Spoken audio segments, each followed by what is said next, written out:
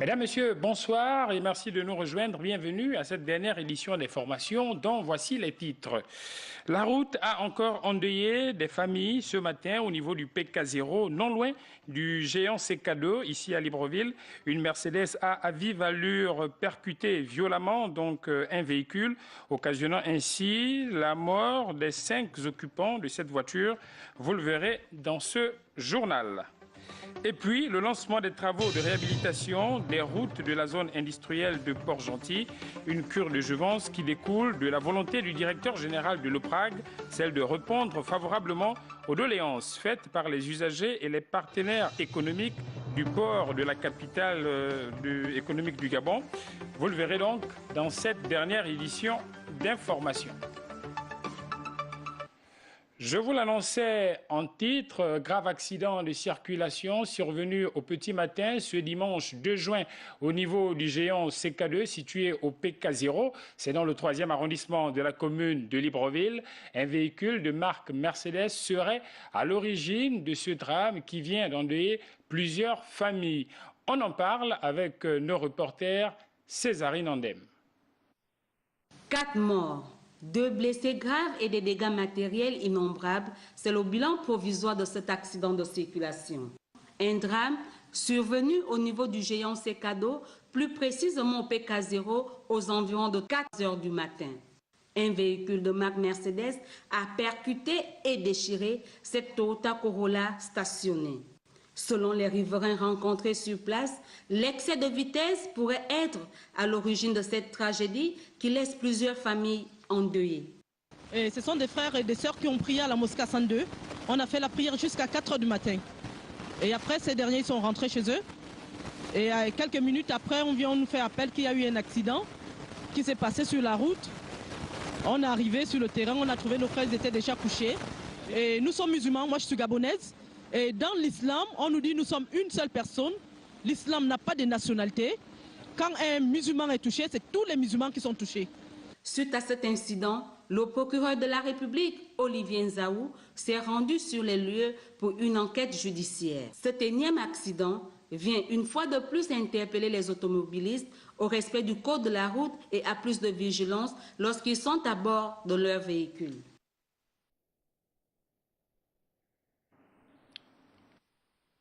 Et sachez que le bilan s'est alourdi, c'est passé désormais à 5 morts, plus qu'il y avait une victime dans un état où le pronostic vital était engagé. Au bout du compte, donc, c'est la 5e victime.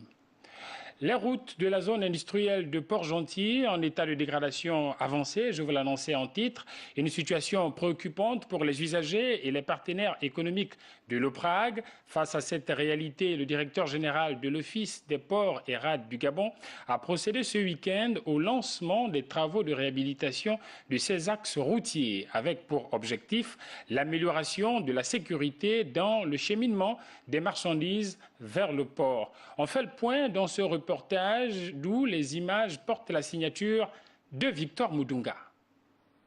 Les usagers des 2 axes qui mènent au nouveau port dans la capitale économique ont longtemps vécu un cauchemar sur ces routes.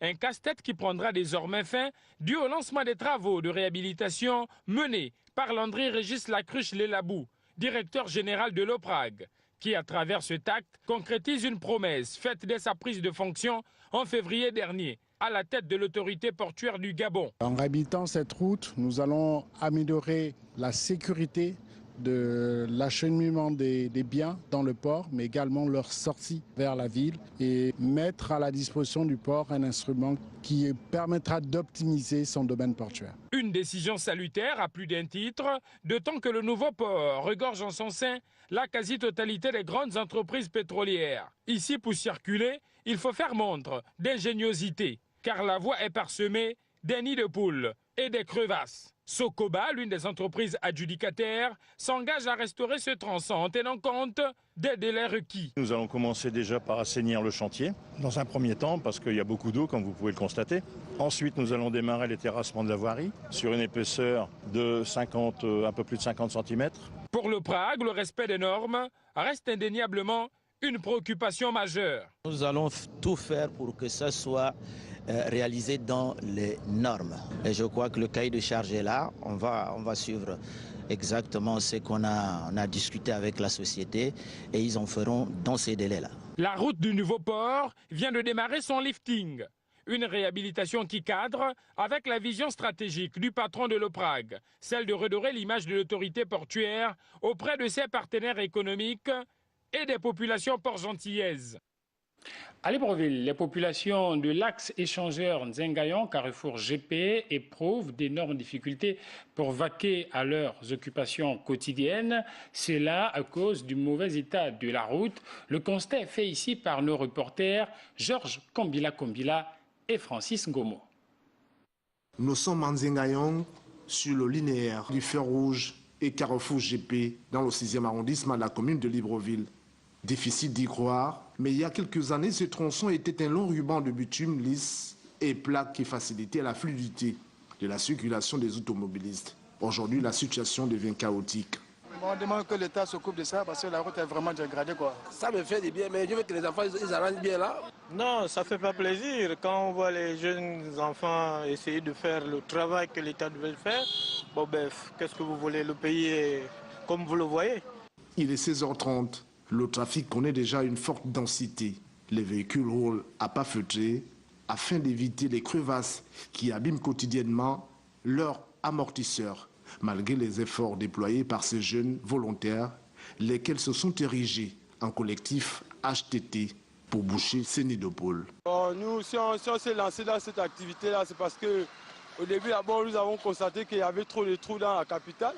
Et à cause de ça aussi, les voitures n'arrivaient pas à circuler. Donc lorsque nous sommes lancés dedans, on a vu que ce qu'on faisait, les efforts qu'on faisait, ça soulageait quand même les usagers de la route. Donc voici comment on s'est lancé dans l'activité jusqu'à aujourd'hui. L'autorité municipale de l'arrondissement applaudit le courage de ces jeunes, mais a par la suite salué les efforts du gouvernement via le ministre de TP qui a lancé une vaste campagne de réhabilitation des routes. Je voudrais quand même saluer le courage de ces enfants-là qui nous accompagnent. Ça permet aussi de dépanner certains automobilistes. Ça évite d'abîmer les véhicules davantage. L'espoir va peut-être naître un jour afin que les automobilistes retrouvent la joie d'emprunter cette voie comme datant. Un invité dans ce journal de 23 h, Madame le ministre déléguée à l'Éducation nationale, Gisèle Akogé, épouse Nduntum Essono. Elle est sur ce plateau. Madame le ministre, bonsoir. Bonsoir, monsieur. Vous êtes là pour une importante communication relative à un réaménagement du calendrier des examens. Effectivement. En vous écoutant, Madame le ministre. Communication du gouvernement. En raison, d'une part, de l'incertitude sur la date de célébration de la fête de l'Aïd al-Fitr, marquant la fin du Ramadan, qui devrait se tenir le mardi 4 ou le mercredi 5 juin 2019, et d'autre part, de la commémoration de la fête de la Pentecôte, le lundi 10 juin 2019, le ministre d'État, ministre de l'Éducation nationale, chargé de la formation civique, informe les élèves, les parents d'élèves et les acteurs impliqués que le calendrier des épreuves écrites et orales, des examens du certificat d'études primaires et du brevet d'études du premier cycle est modifié ainsi qu'il suit. Certificat d'études primaires. Début des épreuves le jeudi 6 juin 2019. Fin des épreuves le vendredi 7 juin 2019. Brevet d'études du premier cycle. Les épreuves écrites débuteront du mardi 11 au vendredi 14 juin 2019. Les épreuves orales auront lieu du lundi 17 au samedi 22 juin 2019. Quant aux épreuves du baccalauréat, le calendrier initialement arrêté reste inchangé, à savoir début des épreuves écrites le mardi 25 juin 2019. Je vous remercie. Nous vous remercions, Madame le ministre déléguée à l'Éducation nationale, Gisèle Akogé, épouse Nduntum Essono. Merci d'être passée au journal de 23 h. C'est moi qui vous remercie pour la disponibilité. Merci. On parle à présent de la poursuite de la 6e édition de l'exposition des produits locaux issus des différentes structures associatives féminines du pays, initiée depuis quelques jours par la Direction générale de la lutte contre la pauvreté. Elle vise donc à dynamiser la consommation locale. On fait le point avec nos reporters messagériens Ango Bam et Marlise Mengue.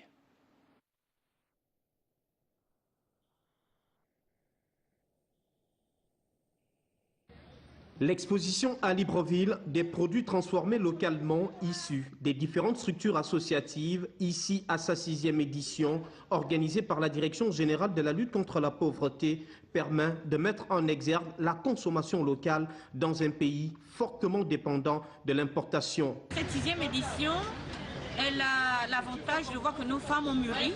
Il y a des meilleurs emballages, un meilleur marketing, des meilleures étiquettes.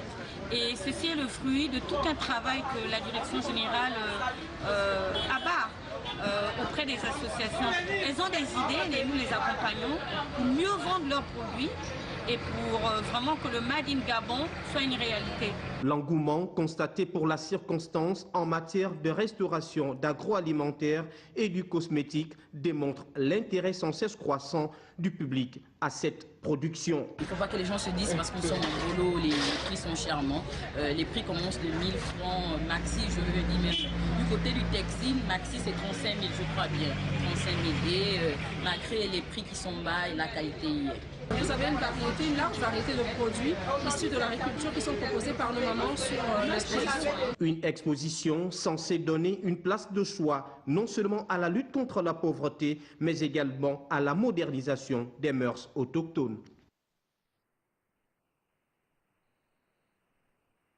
Le directeur général de la Gatour, lié à la promo vacances, on regarde dans ce sujet.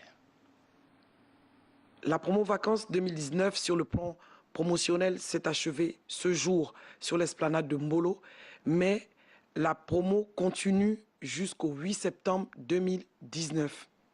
Vous pouvez nous joindre au 02 81 94 57 et au 07 43 57 13. 02 81 94 57 et 07 43 57 13. Nous avons aussi retenu 2 sites. Il y a le siège de la Gatour situé à Batterie 4, au 2e étage de l'immeuble de la Gaza. Et nous avons le siège de la FEGAT situé au centre-ville derrière UGB. À mi-parcours, nous pouvons dire qu'au niveau de l'esplanade de Mbolo, nous avons eu près de 12 000 visiteurs. Sur notre page promotionnelle Facebook, nous avons eu pratiquement 30 000 visiteurs. Nous avons actuellement 500 réservations. Les premières familles ont commencé à aller sur les sites depuis ce week-end et nous espérons que d'autres compatriotes feront aussi la même chose. Je profite de l'occasion de donner cette information qui est importante. Je prends l'exemple d'un compatriote qui voudrait aller sur le site au mois d'août. Il a la possibilité dès maintenant de donner par tranche. Par exemple, le site de Green Village, c'est 147 000 francs, tout compris pour le couple. 147 000, il a la possibilité de le donner par tranche, sachant très bien qu'il partirait au mois d'août. Du tourisme, vacances, parlant randonnée, avec cette première sortie de l'organisation non gouvernementale dénommée Midi Mouila, Initiative et Développement Intégral. Cette ONG qui prône l'unité des fils et filles de Mouila était au contact de la nature, précisément du côté du Cap Esterias, site Raponda Walker, où ses membres ont procédé à une randonnée pédestre. Le point avec Claude Boussougou Matumba et Gérard Ifunji. Allez, allez, allez, les gars. Allez, allez, allez, les gars. Allez. Ils ont choisi la forêt du Cap Esterias pour cette randonnée pédestre. Les membres de l'ONG Mouila Initiative et Développement Intégral effectuent ici leur première sortie du genre. Il s'agit pour eux de découvrir l'Arboretum Raponda Walker à l'aide d'un éco-guide de l'Agence nationale des parcs nationaux. Déjà le fait qu'on ait beaucoup déforesté, donc il y a beaucoup d'animaux qui nécessairement se sont éloignés, voilà. Mais on a encore un groupe de chimpanzés. Dans le cadre du lancement de nos activités, nous avons choisi l'Arboretum Raponda Walker pour essayer de nous mettre en jambe Ceci étant d'ailleurs l'un des objectifs de notre ONG, l'ONG Midi, qui existe depuis plus d'1 an, qui a tenu d'ailleurs son assemblée générale constitutive le 30 mars 2019 à Libreville. Rassembler les fils et filles de Mouila autour d'une même plateforme afin de participer au développement de cette ville, tel est l'objectif de Midi. Nous sommes là pour accompagner justement notre localité dans le cadre du développement intégral. Et donc on a besoin de tout le monde. Il y a certains qu'on rencontre ici, ça fait quasiment 20 ans qu'on ne s'est pas vu. Et donc c'est toujours bien d'être ensemble pour faire des choses encore un peu plus grandes. Avec un calendrier riche en programmes, ce regroupement envisage multiplier de telles actions. Nos actions à venir seront déployées du côté de Mouila, chez nous. Donc on a plusieurs idées déjà. Donc, pour le moment, on les rassemble d'abord toutes. Après, le président en fait, pourra nous donner en fait, le calendrier pour l'année en cours. Créée le 30 mars dernier, cette organisation non gouvernementale qui s'inscrit dans le développement local compte aujourd'hui 170 adhérents, tous issus de la même province. Le journal de 23 heures, le président de l'Assemblée nationale informe les honorables députés que le programme des travaux des commissions pour la journée du lundi 3 juin 2019 est fixé comme suit. Commission des lois, des affaires administratives et des droits de l'homme, 9h30, audition du ministre de l'économie, de la prospective et de la programmation du développement, chargé de la promotion des investissements publics et privés sur le projet de loi portant suppression de certains services de l'État. Commission des finances, du budget et de la comptabilité publique, 11h30, audition du ministre de l'économie, de la prospective et de la programmation du développement, chargé de la promotion des investissements publics et privés sur les projets de loi d'emprunt. À cet effet, la présence des députés membres des dites commissions est vivement souhaitée. Les populations de la commune de Ntoum ont répondu hier à l'appel des hautes autorités pour la journée citoyenne. Il a été question d'une grande opération de nettoyage pour l'embellissement de la ville. Témoin de l'événement, Yves Oyono.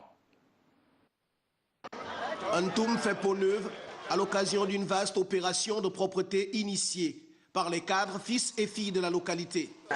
Édile de la commune, tous les agents municipaux, on est tous sur le terrain pour nettoyer, écurer les caniveaux, ramasser les ordures et avec nos machettes dépousser un peu par-ci par-là. Au fil du temps, Ntoum change, véritable mutation. Pourquoi pas la commune de Ntoum? La commune de Ntoum ne peut pas rester en marge. À l'unisson, l'équipe municipale opte pour la solidarité dans l'action. Le peuple apprécie. Je sais que c'est notre Premier ministre, M. Julien Kogué-Bekale, c'est lui qui a initié ce projet-là.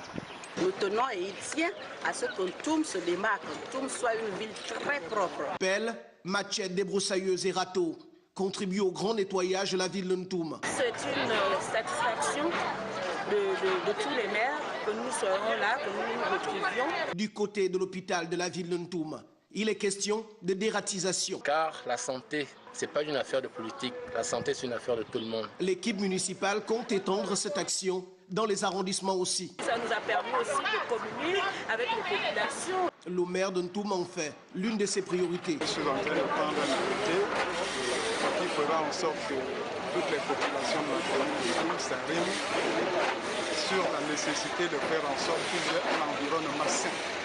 Et cet arrêté, au plus tard, mardi sortira et ces derniers se doivent, n'est-ce pas, de l'appliquer. Aux côtés de l'équipe municipale, les jeunes émergents volontaires de Ntoum ont apporté leur contribution pour nettoyer la ville. Cette journée n'est pas politique, elle est toute citoyenne. Donc chacun peut sortir ce jour, mettre un coup de pioche ou un coup de balai devant sa devanture. La capitale du Komo-Monda se donne des ambitions. Ntoum rêve grand dans le temps. Tonalité pour l'Union des jeunes du Parti démocratique gabonais. Cette union donc n'a pas dérogé à la règle. Le quartier Vénévoire a subi sa cure de jouvence. Les précisions dans ce reportage d'Andy Tungi et de Bertin Osaga. Plusieurs quartiers de Libreville ont été nettoyés de fond en comble dans le cadre de la journée citoyenne. Vénévoire n'est pas resté en marge de cette célébration à laquelle a pris part le secrétaire général adjoint du Parti démocratique gabonais en charge de la jeunesse Marius Assoumou. avec sa machette en main, il s'est mis à l'œuvre avant d'écouter le mot de bienvenue du chef de quartier. Par l'honneur que vous nous faites, nous ne pouvons rester insensibles. Et vous souhaitons à vous et à votre délégation une très cordiale bienvenue. Pour le cadre d'aujourd'hui, nous disons que nous posons d'abord l'acte de la journée citoyenne et après l'entretien avec le responsable du quartier et le responsable de la jeunesse, nous allons ici distinguer 2 ou 3 actions qui prochainement, à l'orée, nous pourrons venir contribuer dans le cadre de la politique sociale que le distingué camarade nous donne l'opportunité d'accomplir. Le débroussaillage était l'action prioritaire, mais à côté de cela, le corps de garde du quartier a lui aussi bénéficié d'un revêtement en peinture. Pour son engagement en faveur des plus démunis, Marius Assoumou a reçu une distinction. Au nom du Parti démocratique gabonais et au nom du distingué camarade président Ali Bongo Ondimba, vraiment remercier le chef que vous êtes et toute la jeunesse du quartier Venez voir.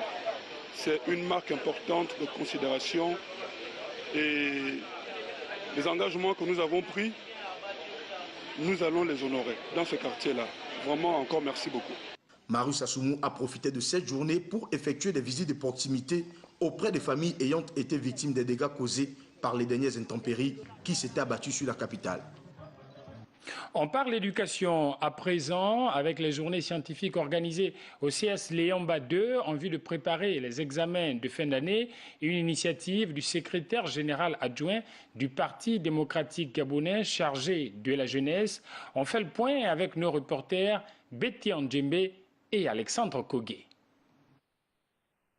À quelques jours des examens de fin d'année, les chefs d'établissement s'attellent à préparer les candidats, d'où ces journées scientifiques ayant pour objectif de permettre à ces derniers d'aborder les épreuves avec confiance et assurance. Des journées organisées par le secrétaire général adjoint du Parti démocratique gabonais en charge de la jeunesse. Nous sommes ici dans le cadre de la journée scientifique que l'UJPDG a initiée cette fin d'année pour soutenir les enfants qui passent le BPC et ceux qui passent le bac. Nous sommes à l'approche d'un examen important. Il était bien de venir en appui aux responsables de l'administration de CCS2 au niveau du complexe Léomba. Une initiative qui vient s'ajouter aux préparatifs déjà entamés au CS Léomba 2. Nous avons l'ambition, pas de faire de bons résultats, mais les meilleurs résultats. Nous allons pour 90-95%. Et si nous avons quelqu'un qui vient nous appuyer dans ce cadre, nous ne pouvons que le remercier. Les enseignants s'échangent de classe. Ils doivent vérifier que le collègue qui était là a suivi la progression et que les élèves maîtrisent la méthodologie. Et ils doivent corriger le dernier BPC blanc et travailler un autre sujet en dehors du dernier BPC blanc avec des élèves. Pour les élèves en classe de 3e du dit collège, la présence du responsable de l'UJPDG à moins d'une semaine du BPC apporte du réconfort. Nous avons reçu la visite de M. Assoumou Marius, qui est venu nous encourager, nous conseiller sur l'examen qui va commencer le 5 juin. Nous aconseignons, nous disons de ne pas avoir peur, de rester serein et calme. Afin de récompenser l'excellence et le mérite, Marius Assoumou a promis des prisons aux 2 meilleurs élèves. Comment protéger les enfants nés de parents non mariés? Comment créer et gérer légalement une structure associative? Des thèmes débattus au cours d'une conférence débat et d'un atelier de formation initié par les membres de l'association Salon de Femmes. Ceci à l'occasion de la fête des mères célébrée en différé. Les femmes issues des 9 provinces étaient présentes à ce rendez-vous. On fait le point avec Patricia Lydie Mouélé. Le choix du mois de mai pour célébrer les mères n'est pas un hasard, car mai est le mois de la Vierge Marie et donc de la maternité. La fête des mères est une belle occasion de dire aux mamans qu'on les aime et de les remercier pour tout ce qu'elles font. Du cadeau aux petits mots, en passant par les initiatives qui viennent en aide aux mamans en difficulté. Le cas du PDS, le Parti pour le développement et la solidarité sociale, qui a apporté assistance aux femmes de la commune d'Akanda. La remise du panier de la solidarité était au profit de 150 femmes. Le panier était composé de denrées de première nécessité et de plusieurs cadeaux. Les bénéficiaires ont exprimé au président Dao leur gratitude et leur reconnaissance. Je remercie le président de la solidarité pour le cadeau que nous a offert. C'est vraiment un geste qui a été bénéfique pour nous tous. Et donc c'est un geste vraiment d'amour. On ne va pas se fier à ce qui a été donné. C'est l'important, c'est la manière dont ça a été donné. Vraiment, c'est une bonne initiative. Cette action est le témoin que ce parti de l'opposition porte une attention particulière au bien-être des mamans. Ici dans l'estuaire, vous savez, nous avons eu quand même quelques élus. Il y en a eu 4. Et à Kanda, au 10e arrondissement, nous avons également un maire adjoint. Autant de raisons pour que je vienne aujourd'hui remercier les populations, saluer l'équipe qui a travaillé pour nous, mais essentiellement d'abord pour magnifier la femme d'Akanda, la mère d'Akanda. Servir au plus près des populations, être à l'écoute des besoins des plus vulnérables et apporter les réponses adéquates avec dévouement, tels sont les mots-clés de l'engagement du parti de Maître Séraphin Dao Rembogo. Vous aurez reconnu la voix de Blandine Nyambo Indassi, vous l'aurez rectifié de vous-même. Il s'agissait là donc de la fête des mères en différé, célébrée par le parti politique PDS qui était récemment dans la commune d'Akanda pour honorer une centaine de femmes et magnifier le rôle ô combien important que joue la femme dans toute société. Je disais tantôt, comment protéger les enfants nés de parents non mariés? Comment créer et gérer légalement une structure associative? Des thèmes débattus au cours d'une conférence débat et d'un atelier de formation initié par les membres de l'association Salon de Femmes. Ceci à l'occasion de la fête des mères célébrée en différé. Les femmes issues des 9 provinces étaient présentes à ce rendez-vous. Cette fois-ci, c'est la bonne. On retrouve Patricia Lydie Mouélé. Pendant 2 jours, les femmes venues de toutes les provinces du Gabon étaient à l'honneur à l'occasion de cette fête des mères célébrée en différé par les membres du Salon de la Femme. Pour le premier jour, un atelier de formation portant sur la création et la gestion légale d'une association ou d'une coopérative a permis d'édifier l'assistance. Les profondes relations qui s'opèrent aujourd'hui nous interpellent au plus haut niveau et nous projettent dans des défis majeurs auxquels nous tenons à faire face. Beaucoup de femmes ne connaissent pas leurs droits. Elle est bien placée pour édifier ses sœurs. Quels sont les biens fondés de son association? C'est tout juste pour que la femme gabonaise sache ses droits. Pour l'organisatrice, la femme, figure importante au sein de la société et de la famille, mérite toutes les attentions. Elles sont célébrées pour leur amour, leur bonté, leur courage, ainsi que tous les nombreux sacrifices qu'elles font pour le bonheur de leurs enfants et de leur famille. C'est bien juste qu'elles doivent être honorées car nous savons à quel point une maman est essentielle à l'équilibre d'un enfant, d'une famille et d'une nation. Nous avons créé cette plateforme associative pour apporter, entre autres, un appui technique aux femmes du Gabon. En fait, pour venir en aide à toutes les femmes à travers le pays. Ces journées de formation sur les droits des femmes et leur progéniture ont permis aussi de valoriser le savoir-faire des femmes au cours de cette foire d'exposition. Au finish, un dîner de gala au cours duquel des attestations de participation seront remises aux femmes ainsi que des prix décernés de façon spéciale à 3 catégories de femmes. Dernière ligne droite de cette édition d'information, plus que quelques heures et ce sera la fin du mois béni de Ramadan. Pour la célébration de la fête, les musulmans de la ville de Tchibanga, dans la Nyanga, ont reçu un important lot de produits de première nécessité, dont offert par le ministre d'État, ministre de la Justice, garde des Sceaux, Edgar Anissé Mbumbu Miyakou. On fait le point avec notre reporter Charles Bamondo. Véritable aubaine pour la communauté musulmane de Tchibanga qui, en cette période exceptionnelle de fin de jeûne, a reçu un important don de produits de première nécessité offert par le ministre d'État, ministre de la Justice, Edgar Anissé Mbumbu Miyakou, au nom du chef de l'État, don remis par son conseiller financier qui, devant la notabilité locale, a délivré ce message circonstanciel du ministre d'État. Le message, c'est de remercier le Très-Haut pour son regard bienveillant en faveur de notre pays et notamment des autorités de notre pays, en tête desquelles se trouve Monsieur le Président de la République, chef de l'État, son Excellence Ali Bongo Ondimba. Un geste qui a trouvé une résonance particulière dans les cœurs des heureux bénéficiaires, lesquels se sont engagés à toujours demeurer dans la prière pour le maintien de la paix sociale et le bien-être de tous. C'est un sentiment de joie et de satisfaction. Nous n'allons pas nous lasser d'implorer le Seigneur le Très-Haut, Allah, qui est au-dessus de tout, le maître absolu de toutes choses, qui dirige toutes choses, c'est lui qui dit à une chose soit et elle est. Également sensible à cette marque de sympathie et de reconnaissance, le représentant du comité des sages qui a exprimé sa profonde gratitude à l'endroit du généreux donateur. Nous remercions très sincèrement Monsieur le Président de la République, à travers lui Monsieur le ministre d'État, Monsieur Anissé Mboumboum Yakou, pour ce dont il a fait pour la communauté. C'est la énième fois que le ministre d'État Edgar Anissé Mboumboum Yakou pose un acte de cette nature à l'égard des musulmans de la capitale ninoise, à qui il a adressé ses sincères remerciements pour les prières en faveur du prompt rétablissement du président de la République, Ali Bongo Ondimba. Ainsi se referment les volets de l'actualité sur Gabon Première. Merci de votre fidélité sans cesse renouvelée à notre chaîne. Merci à toute l'équipe technique emmenée par Nestor et Komi à la réalisation.